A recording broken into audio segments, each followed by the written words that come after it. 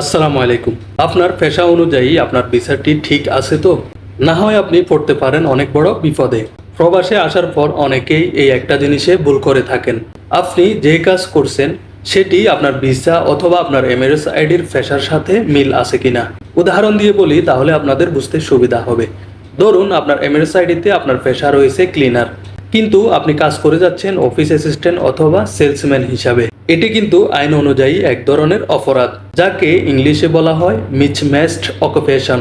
এই ধরনের অপরাধে আপনি যদি ধরা খেয়ে যান তাহলে আপনার হতে পারে 50,000 দিরহাম পর্যন্ত জরিমানা, কোম্পানি পর্যন্ত ব্লক লিস্ট হতে পারে, অথবা আপনার ভিসাটি ক্যান্সেল পর্যন্ত হয়ে যেতে পারে, রিপোর্টও হতে পারেন। এখন প্রশ্ন হলো আপনি কিভাবে বুঝবেন আপনার পেশাটি সঠিক রয়েছে কিনা। আপনার এমএরএস আইডি অথবা আপনার লেবার কন্ট্রাক্টটি খুলে দেখুন, সেখানে আপনার অকুপেশন অথবা আপনার পেশায় কি লেখা রয়েছে।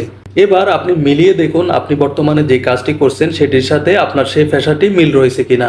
যদি আপনার বাস্তবের পেশার সাথে না মিলে তাহলে আপনি এক্ষুনি আপনার এইচআর অথবা আপনার ফিআরওকে এই জিনিসটি অবগত করুন, যাতে তারা আপনার পেশাটি আপডেট করে নেয়। আপনি যদি আপনার পজিশন চেঞ্জ করে সুপারভাইজার সেলসম্যান হন তাহলেও আপনার ভিসাতেও আপনার পেশা চেঞ্জ করতে হবে।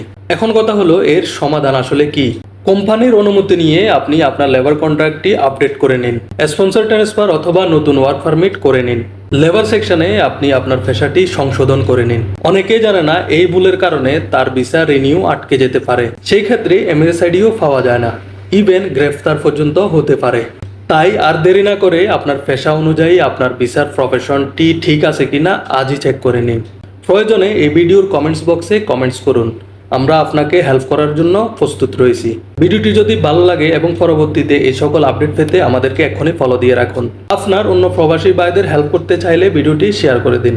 সবাই ভালো থাকবেন, আল্লাহ হাফেজ।